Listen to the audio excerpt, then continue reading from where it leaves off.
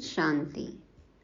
3 बिंदी लगाकर अविनाशी कमाई जमा करने वाले पूरे कल्प में सबसे richest, highest, pass with honour आत्माओं को सोमवार की गॉडली मॉर्निंग।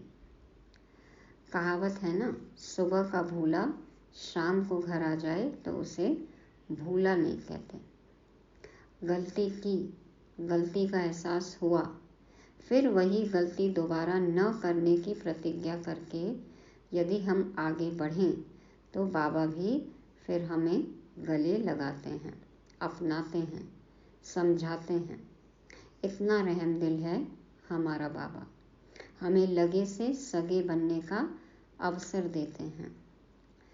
शिवाचार्य आज 2 प्रकार की यात्रा, 9 प्रकार के रत्न, इंद्र सभा और अनेक नदियों का भी राज समझाते हैं।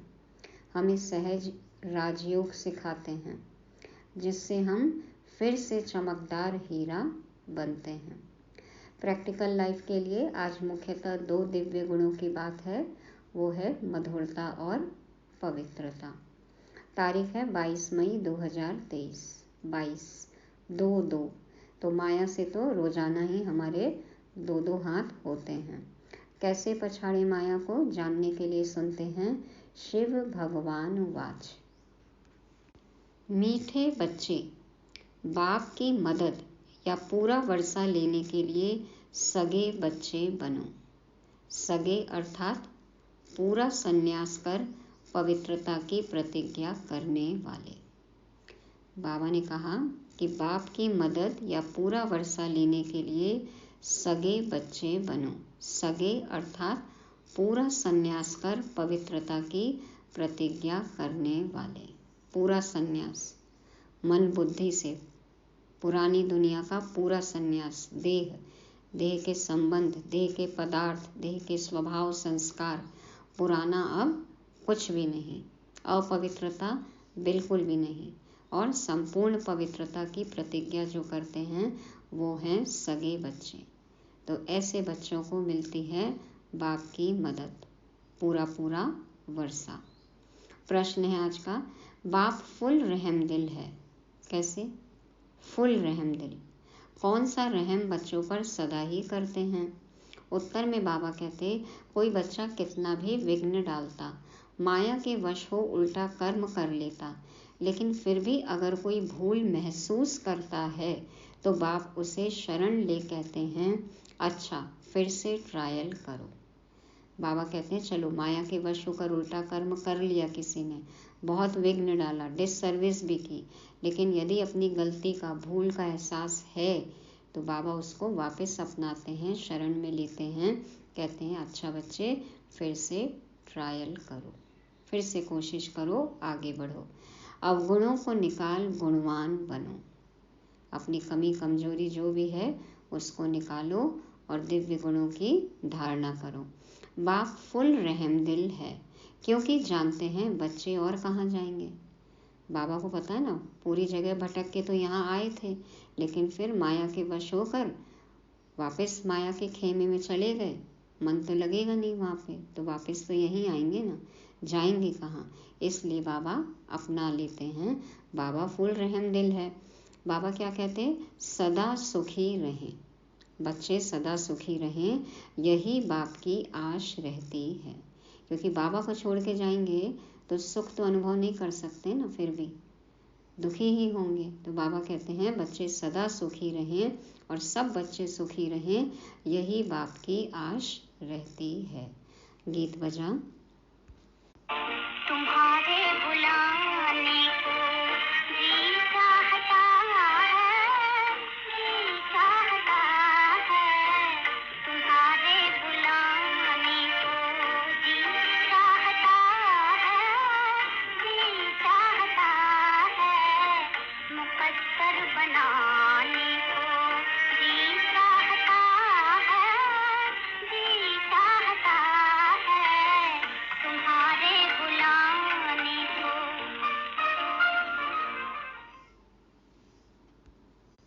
ओम शांति। मीठे मीठे बच्चे, तुम्हें गोप गोपियाँ भी कहा जाता है। गोप गोपियाँ, गो माना इंद्रियाँ और पी माना पीना, जिन्होंने अपनी इंद्रियों को जीत लिया, पी लिया, तो वो हो गए गोप गोपी। तो सतयुग में गोप गोपियाँ नहीं होते हैं, वहाँ तो राजधानी चलती है। गोप गोपियाँ संगम युग पर हैं, जबकि गोपी वल्लभ भी आते हैं। वल्लभ बाप को कहा जाता है। बच्चे याद करते हैं कि बाबा फिर से आओ, सभी सेंटर्स के बच्चे होंगे। बच्चे याद करते हैं ना, बुलाते हैं, जी चाहता है कि फिर से अपना मुकद्दर बनाएं, तो बच्चे याद करते हैं, सभी सेंटर्स के बच्चे होंगे। सबको पता है कि बाबा इस समय मुरली बजाता होगा। अपनी अपनी जगह सेंटर्स पे सब यही सोचते हैं ना कि मुरली इस समय मधुबन में चल रही होगी, तो वह मुरली टेप में भरती होगी, लिखते भी होंगे, लिथो होगी, फिर हमारे पास आएगी। पहले बाबा जैसे बोलते थे वैसे ही लिखा जाता था तुरंत, फिर टाइप भी करते थे। तो जैसा बाबा ने बोला ओरिजिनल, वैसे का वैसा टाइप करना, फिर प्रिंट होना, फिर सब जगह मुरली जाती है। तो ये तो साकार की बात है। अव्यक्त मुरली भी देखते हैं ना कि जैसे ही बाबा बोलते हैं वैसे ही तुरंत प्रिंट होके और फिर सब जगह आ जाती है। तो बच्चे वेट करते थे, लिथो होगी फिर हमारे पास आएगी, हम धारणा करेंगे फिर हम धारणा कराएंगे। जैसे ही जो बाबा ने कहा वो हमें पता चलेगा, हम धारण करेंगे, ज्ञान स्वरूप बनेंगे, धारणा स्वरूप बनेंगे और फिर औरों को भी धारणा कराएंगे। यह सब समझते होंगे कि मधुबन में तो गोप गोपियाँ गोपी वल्लभ से सम्मुख सुनते होंगे, है ना। वो तो भाग्य ही अलग है सम्मुख सुनने का। वही मुरली फिर हम 4-5 दिन के बाद सुनेंगे, पहले तो पोस्ट से जाती थी। ऐसे ख्यालात चलते होंगे ना। कहते हैं बाबा आप आओ तो हम सदैव मुस्कुराने लग जावें। आप आइए तो हम सदा मुस्कुराएंगे, हम खुश हो जाएंगे। जैसे देवताएं सदैव हर्षित रहते हैं, वहाँ यथा राजा रानी तथा प्रजा सब हर्षित रहते हैं। दुख का नाम निशान नहीं रहता। Land of smiles. तो जरा भी दुख का नाम निशान नहीं, यहाँ तो है ही प्रजा का राज्य। तो बच्चे जानते हैं बाबा आकर हमको पढ़ाते हैं। यहाँ गरीब ही अच्छी रीति पढ़ते हैं। गरीब माना जो पुरानी दुनिया को भूले हुए हैं, जिन्होंने अपनी पुरानी स्लेट साफ की हुई है। तो बाबा कहते हैं कि यहाँ गरीब ही अच्छी रीति पढ़ते हैं। जैसे वे गरीब भी कोई एमएलए कोई एमपी बन जाते हैं ना, यहाँ गरीब ही पढ़ सकते हैं। वारिस भी गरीब ही बनते हैं। साहूकारों को लफड़ा बहुत रहता है। जिन्होंने अपना सब कुछ सरेंडर कर दिया, बलिहार गए, तो वही अच्छी रीति पढ़ते हैं, वारिस बनते हैं। साहूकारों को लफड़ा बहुत रहता है। देखो अभी हुआ ना लफड़ा, अब कहाँ कहाँ से 2-2 हज़ार के नोट निकल रहे हैं, तो कितने लफड़े हो रहे हैं। एक तो धन का नशा, दूसरा फिर फुर्सत नहीं मिलती, बलि भी नहीं चढ़ सकते। यहाँ बलि चढ़ना पड़ता है। कैसे बलि चढ़ना? तन मन धन सहित। तन मन धन सहित माना फिर ट्रस्टी बन के आप सब कुछ संभालो। साहूकारों का हृदय विदीर्ण होता है, माना मन जो है बहुत दुखता है, आसानी से दान नहीं करते हैं। साहूकारों का हृदय विदीर्ण होता है। जहाँ नाम होगा देखो वहाँ फट से चेक काट के देते हैं। तो बाबा कहते हैं फुरना बहुत रहता है, इसलिए गरीब झट बलि चढ़ते हैं। साहूकारों की अपनी चिंताएं हैं, अपने में बिजी हैं, धन कमाने में बिजी हैं। तो बाबा कहते हैं गरीब तो झट से बलि चढ़ते हैं। इसमें भी पहले नंबर में कन्याएं जाती हैं। मम्मा भी कन्या है ना, बाप की बनी और कहेंगे बस मेरा तो शिव बाबा, दूसरा ना कोई। इसको बलि चढ़ना कहा जाता है। एक बाबा के अलावा कोई भी नहीं। यदि ऐसी धारणा है तो कहेंगे बलिहार हैं, बलि चढ़े हैं। गृहस्थ व्यवहार में रहते हुए जैसे कि वहाँ नहीं है। जरूरी नहीं है कि कुंवारी कन्याएं, गृहस्थी में रहते हुए भी यदि पाठ पक्का है कि मेरा तो एक शिव बाबा, दूसरा ना कोई, तो गृहस्थ में रहते हुए जैसे कि वहाँ नहीं है, बंधन में नहीं है, बुद्धि वहाँ नहीं है, तो बलिहार हैं। बुद्धि में शांति धाम सुख धाम ही बसता है। अब हम जाते हैं स्वीट होम, फिर स्वीट राजाई में। गृहस्थ व्यवहार में रहते रचना की भी पालना करनी है, परंतु श्रीमत से। बाबा मुरली में डायरेक्शन देते हैं ना कि कैसे बच्चों को संभालना है। तो श्रीमत तब मिले जब बलि चढ़े। अब श्रीमत कैसे मिलेगी? जब बलिहार जाएंगे, बाप पर निश्चय होगा, तब तो उनकी बात सुनेंगे ना।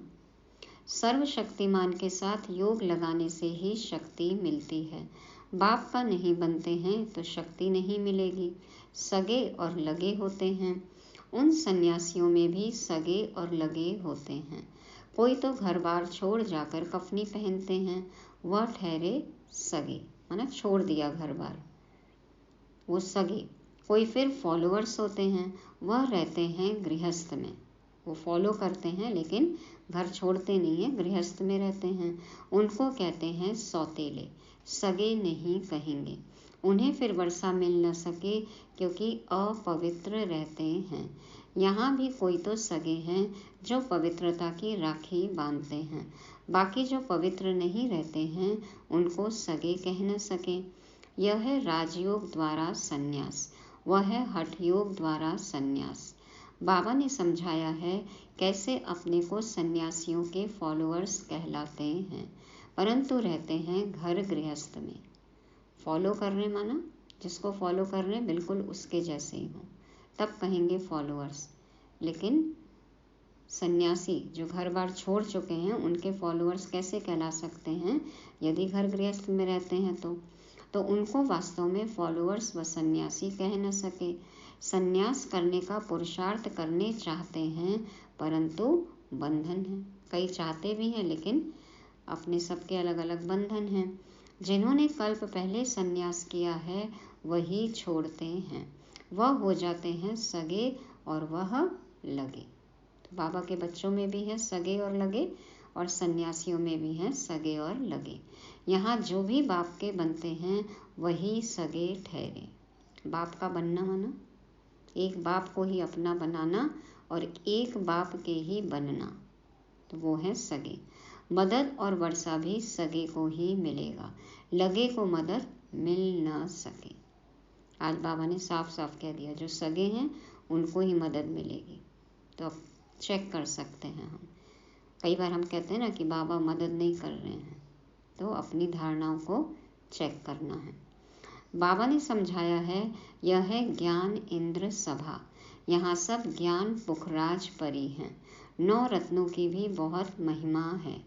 9 रत्न कहते हैं ना, 9 रत्न की अंगूठी भी पहनते हैं। देखो हीरा माणक मोती पन्ना पुखराज नीलम, इस तरह से सब 9 रत्न हैं। तो बाबा कहते हैं ब्राह्मण लोग कहते हैं यह पहनो तो तुम्हारी दशा बदलेगी। पत्थरों की भी महिमा कर दी है, वे ही तो तुम बच्चे हो। 9 रत्न कौन है?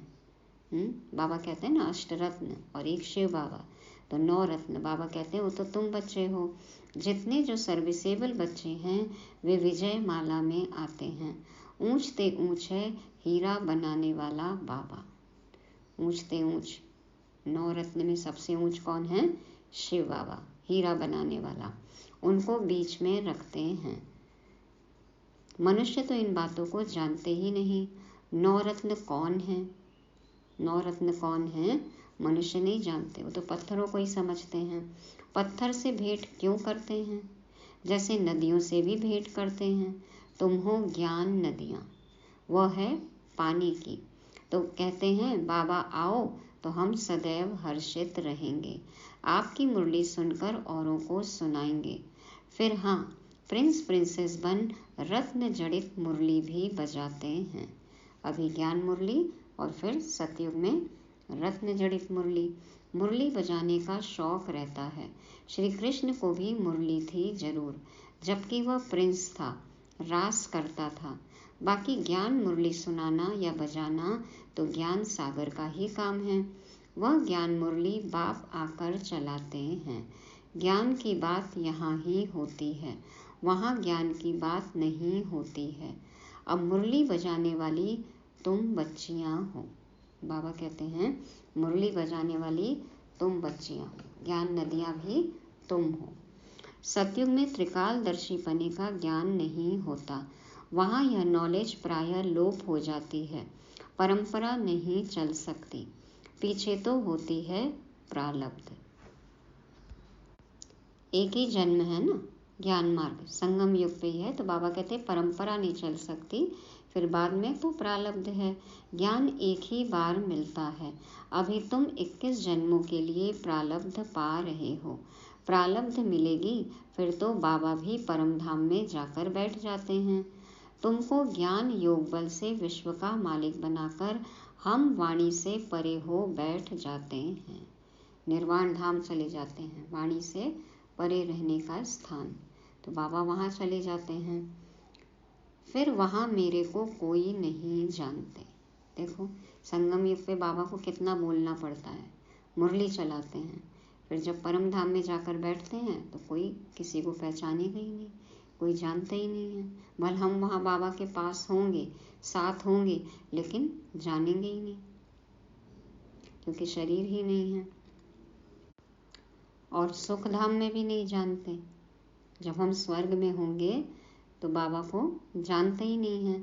तो बाबा कहते हैं मुझ रचयिता और मेरी रचना को कोई जान नहीं सकते, न बाप को जानते, न सृष्टि के आदि मध्य अंत को जानते हैं, वहाँ यह ज्ञान नहीं रहता है। बाबा कहते हैं ना ज्ञान प्रायः लोप हो जाता है। तो राधे कृष्ण को वहाँ यह पता हो कि फिर 14 कला बनना है तो राज्य ताज की खुशी ही गुम हो जाए, पता चले कि गिरने वाले हैं तो खुश रह सकते हैं, तो यह ज्ञान वहाँ रहता ही नहीं। बाप हर बात क्लियर समझाते हैं। देखो मुरली का एक एक पॉइंट बाबा कितना क्लियर करके समझाते हैं। तुम भी सन्यासी हो, वे भी सन्यासी हैं, वो है हठ योग का सन्यास, सन्यासी हद का घर बार छोड़ जाते हैं, वहाँ है शंकराचार्य और यह है शिवाचार्य। शिव बाबा ज्ञान का सागर है ना, उनको आचार्य कहा जाता है, आचरण सिखाते हैं, हमें ज्ञान देते हैं। श्री कृष्ण आचार्य नहीं, भगवान शिवाचार्य बैठ तुम बच्चों को समझाते हैं, राजयोग सिखलाते हैं। वह हठ योगी हैं, वह राजयोग सिखला न सके। यह बेहद का बाप ही सतयुग का राज्य प्राप्त कराने राजयोग सिखलाते हैं। तुम अब बाप के पास आए हो, वे जन्म बाई जन्म संन्यास लेते हैं, तुम 21 जन्म फिर संन्यास नहीं लेते हो। तुम जानते हो यह पुरानी दुनिया है, हम इसको ठोकर मारते हैं। ये है हमारा संन्यास, बेहद का संन्यास, बुद्धि से संन्यास। शिव बाबा ने 2 प्रकार की यात्रा समझाई है, एक रूहानी यात्रा, दूसरी जिस्मानी। सुप्रीम बाप कहते हैं मैं तुमको यात्रा पर ले जाता हूँ, फिर तुम मृत्यु लोक में नहीं आएंगे। बाप है सुप्रीम पंडा, उनके बच्चे भी पंडे ठहरे, तुम हो रूहानी पंडे, रूहानी यात्रा कराने वाले।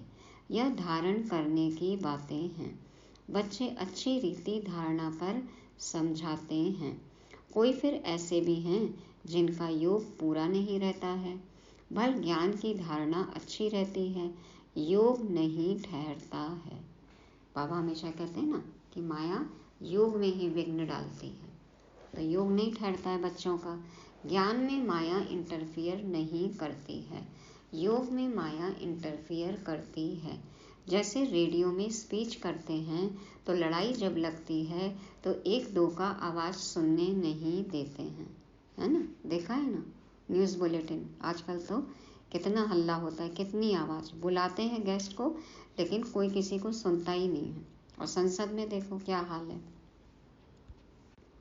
टॉक शो होता है लेकिन कोई किसी को सुनता ही नहीं है। खिटखिट करते हैं तो योग में माया भी इंटरफियर करती है। भारत में योग का नाम मशहूर है, प्राचीन योग किसने सिखाया? उन्होंने श्री कृष्ण भगवानुवाच कह दिया है। श्री कृष्ण तो है सतयुग में, फिर उनका नाम रूप देश काल बदलते बदलते यह है अंतिम जन्म, फिर उसमें बाप प्रवेश कर उनको यह बना रहे हैं। तुम जानते हो ब्राह्मण सो देवता बने, फिर क्षत्रिय सो वैश्य सो शूद्र बने। बाप बैठ समझाते हैं, मैं जो भी तुमको नॉलेज देता हूँ वह प्रायः लोप हो जाती है, इस द्वारा सुनाता हूँ। तो पहला नंबर नदी, कौन सी नदी पहला नंबर? ब्रह्मा। मेला लगता है ना ब्रह्मपुत्रा और सागर पर। देखो भारत में एक ही नदी है जिसका नाम पुल्लिंग, ब्रह्मा मेल, बाकी सब फीमेल स्त्रीलिंग। गंगा, जमुना, सरस्वती, कावेरी, गोदावरी, नर्मदा। तो बाबा कहते हैं मेला लगता है ब्रह्मपुत्रा और सागर पर, गंगा सागर पर लगता है। तो यह ब्रह्मपुत्रा है बड़ी नदी जो धारणा करके कराते हैं। बरोबर भगवान रूप बदलकर आया है, जो निराकार रूप है वह बदलकर साकार में आते हैं। ब्राह्मणों का सबसे ऊंच कुल है। बाप ब्रह्मा मुख कमल द्वारा ब्राह्मणों को ज्ञान दे देवी देवता धर्म और क्षत्रिय धर्म की स्थापना करते हैं। बाबा कह रहे हैं कि ब्रह्मा मुख कमल द्वारा ब्राह्मणों को ज्ञान देते हैं और देवी देवता धर्म और क्षत्रिय धर्म की स्थापना करते हैं। सतयुग त्रेता में और कोई धर्म होता नहीं, अब स्थापना हो रही है। राधे कृष्ण जो हैं वह लक्ष्मी नारायण बनते हैं। जिन्होंने भी पढ़ाई की है वह सतयुग में तो जरूर आएंगे, क्योंकि अविनाशी ज्ञान का विनाश नहीं होता है। प्रजा तो बहुत बनती है ना, कोई चले जाते हैं फिर चक्र लगाकर आ जाते हैं। थोड़े दिन आए फिर छोड़ दिए, फिर आते हैं घूम घाम के। बाबा कहते हैं जाएंगे कहाँ, क्षमा तो एक ही है, जाएंगे कहाँ? हट्टी एक ही है ना, क्षमा एक ही है, परवाने अनेक हैं, तो क्षमा पर आते रहेंगे। शिव बाबा है क्षमा, परवाने है ना। बाबा कहते हैं एक तो दूर से देखने वाले, एक फेरी लगाने वाले आते जाते रहते हैं, और एक जो है वो फिदा हो जाते हैं। तो हमें चेक करना है कि हम कौन से हैं। बाबा कहते हैं भागंती हो जाने वाले भी आएंगे। सतगुरु की निंदा कराई है फिर भी बाबा के पास आते हैं, तो समझाया जाता है फिर से तुम यह ज्ञान उठा सकते हो। चलो जो हुआ सो हुआ, बिंदी लगाओ, फिर से ज्ञान उठाओ। वह फील करते हैं बरोबर हमारी ही भूल है ना। यज्ञ का इतिहास देखें तो कितने लोगों ने अपना अनुभव बताया कि हम कैसे पहले गलत समझते थे और फिर आए भी यहाँ पर, छोड़कर चले गए, फिर वापस आए। तो बाबा कहते हैं कि फील करते हैं कि हमारी ही भूल है, तो उनको भी शरण लेना पड़ता है। बाबा को तो पता था ना कि आगे क्या होने वाला है, तो बाबा उस हिसाब से ही तैयारी रखते थे। जिसने जो सफल किया कई बार तो वो भी मांग लेते थे अपना वापस। तो बाबा कहते हैं कि वो फील करते हैं कि हमारी भूल है, तो उनको भी शरण लेना पड़ता है, फिर उनकी भी सेवा करेंगे। अंत तक फुल रहम करना है, अंत तक फुल रहम करना है। तो हमारा बाप रहम दिल है, तो हमें कैसा होना चाहिए? घर वालों के साथ हमें कैसे रहना है? कोई कुछ कर देता है तो हम गांठ बांध के बैठ जाते हैं। हमको भी तो फुल रहम दिल बनना है, बीती को बिंदी लगाना है, आगे बढ़ना है। तो बाबा कहते हैं कि अंत तक फुल रहम करना है। कितना भी विघ्न डालते हैं फिर भी कहेंगे भल आओ ट्रायल करो, मना नहीं है। बाप है ही फुल रहम दिल। हरि का द्वार देखो खुला हुआ है 24/7। दिल भी खुला है और द्वार भी खुला है, जो चाहे जब आए। बाबा कहते हैं बाप है ही फुल रहम दिल, तुम उनके बच्चे हो ना। कहते हैं माया ने भटकाया है, फिर भी उनकी सर्विस की जाती है। शरण में आते हैं तो फिर उठाना है। कोई अपनी गलती मान रहा है तो उसको मौका तो देना चाहिए ना। अवगुण को निकाल गुणवान बनाना चाहिए, अवगुण को निकाल गुणवान बनाना चाहिए। चलो ये तो हो गई, जिसको गलती का एहसास है उनकी बात, और जिसको एहसास नहीं हो उनके लिए क्या करें? बाबा ने बताया ना अभी, शुभ कामना शुभ भावना का गोल्डन गिफ्ट सबको देना है। तो बाबा कहते हैं अवगुण को निकाल गुणवान बनाना चाहिए। बाप कभी दुश्मन नहीं बन सकता। लौकिक बाप या कोई भी और संबंधी हो सकता है दुश्मन, लेकिन पारलौकिक बाप, अलौकिक बाप कभी भी दुश्मन नहीं बन सकता। बेहद का बाप कहेंगे कि बच्चे सुखी रहो। रहम आता है, कहाँ जाएंगे, और तो कोई जगह है नहीं जहाँ बाप से वर्षा ले सके। कोई और ठिया है, कोई और हट्टी है? नहीं है। बाप सब बातें समझाते हैं। बहुत नहीं धारणा कर सकते हैं तो फिर थोड़ा ही सही। सबकी अपनी अपनी परसेंटेज है, अपनी अपनी धारणा है, अपनी अपनी शक्ति है, यथाशक्ति है। तो बाबा कहते हैं अच्छा मन मना भव। चलो धारणा अपनी जगह है, लेकिन मन मना भव, बाप की याद में रहो। याद में रहेंगे तो धीरे धीरे धारणा भी होती जाएगी। आत्मा का स्वधर्म है शांत, अटेंशन प्लीज, सावधान। अपने बाप को याद करो। किसका ध्यान इधर उधर जा रहा है?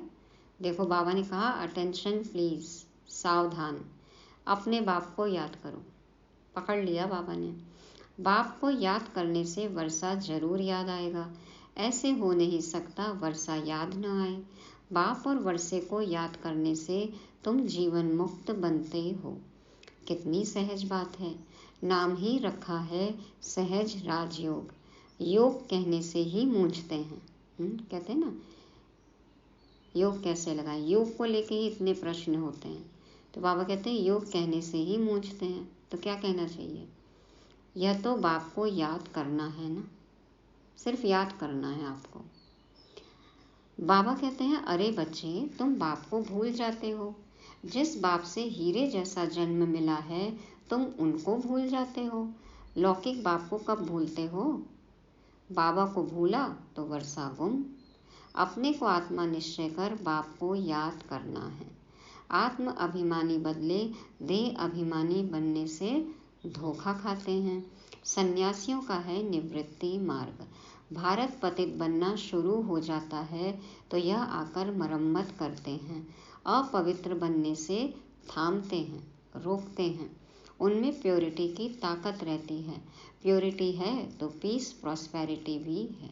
अपनी अपनी ताकत अनुसार देखो थाम आई, लेकिन जब ताकत खत्म हो गई तब पवित्रता के सागर को उतरना पड़ा। तो बाबा कहते हैं प्योरिटी है तो पीस प्रॉस्पेरिटी भी है। उनकी ताकत कितनी? लिमिटेड। लिमिटेड जब खत्म हो जाता है तब अनलिमिटेड को आना पड़ता है। तो कन्या भी पवित्र है तब तो उनको माथा टेकते हैं। देवताएं पवित्र हैं तो सब उनको माथा टेकते हैं। सतयुग में माथा टेकने की बात नहीं है क्योंकि सब पवित्र रहते हैं। अपने दर्पण में देखना चाहिए कि हमारे में कोई भूत तो नहीं है। कौन से दर्पण में दिखेगा? दिल दर्पण में, ज्ञान दर्पण में देखना है। लायक बने हैं लक्ष्मी नारायण को वरने के।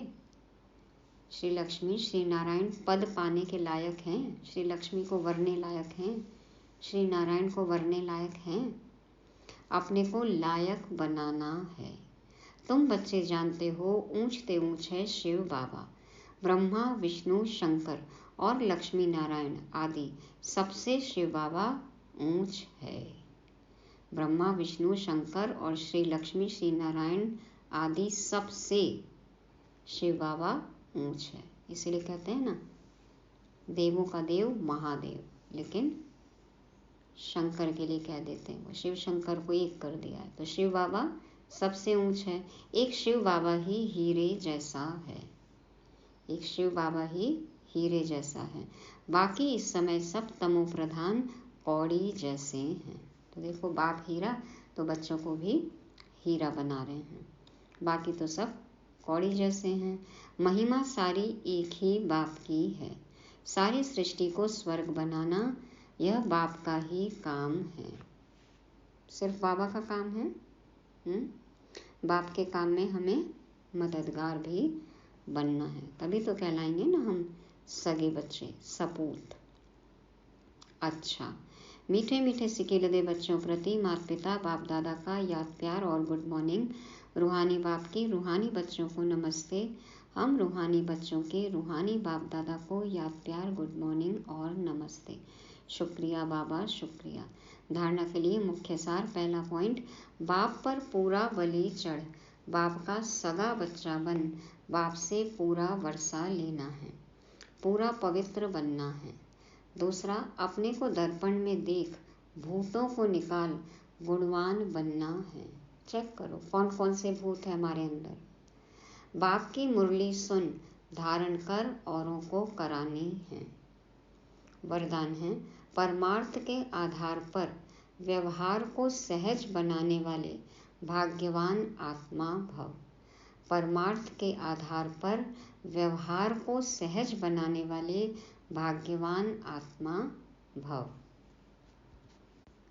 परमार्थ कहते हैं जैसे भगवान के नाम पर कोई पुण्य कर्म करना, कोई धार्मिक कार्य करना, उसके लिए कहा जाता है कि परमार्थ। परम के लिए, भगवान के लिए।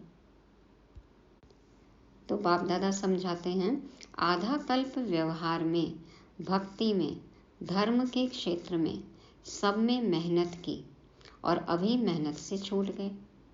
आधा कल्प व्यवहार में, भक्ति में, धर्म के क्षेत्र में सब में मेहनत की और अभी मेहनत से छूट गए।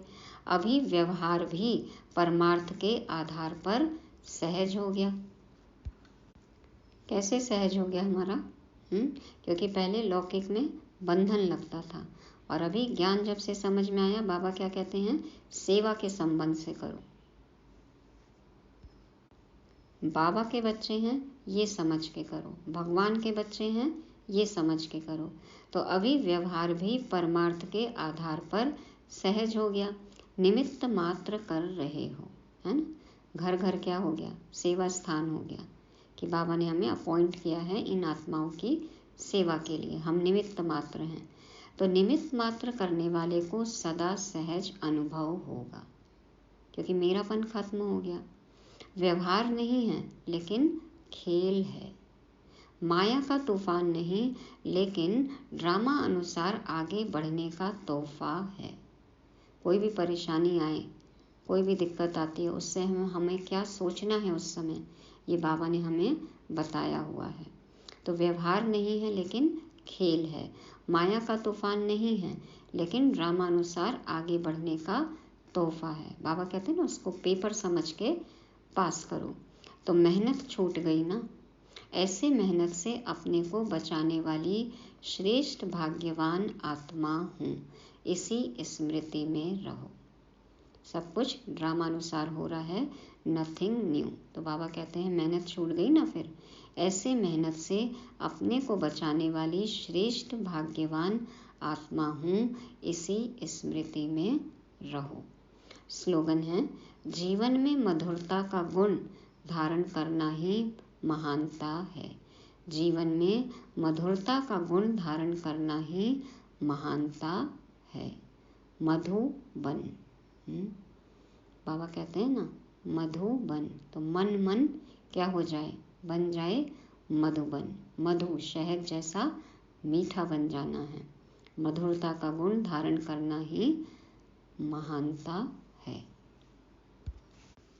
किसी का व्यवहार मीठा नहीं हो उसको महान कहेंगे? हम ही हैं मधुर, मीठे, महान देवी देवता। तो ये थी आज की मुरली, जिसको रिवाइज करने के लिए आज के 5 शब्द हैं। पहला है सगे। तो बाबा ने कहा जो संपूर्ण पवित्र रहते हैं वही हैं सगे बच्चे। दूसरा है फुल रहम दिल। बाबा कितना फुल रहम दिल है, सबको अपना लेते हैं। जिसको गलती का एहसास, बाबा उसको दोबारा मौका देते हैं। तीसरा है हीरे जैसा जन्म। हीरा बाप है हमारा, हमें हीरे जैसा जन्म मिला है, तो श्रीमत पर चल चमकदार हीरा बनना है। चौथा है परमार्थ। सब सहज हो गया हम भाग्यवान आत्माओं के लिए। और 5वां है मधुरता। तो जो मधुर है वही महान है। ओम शांति।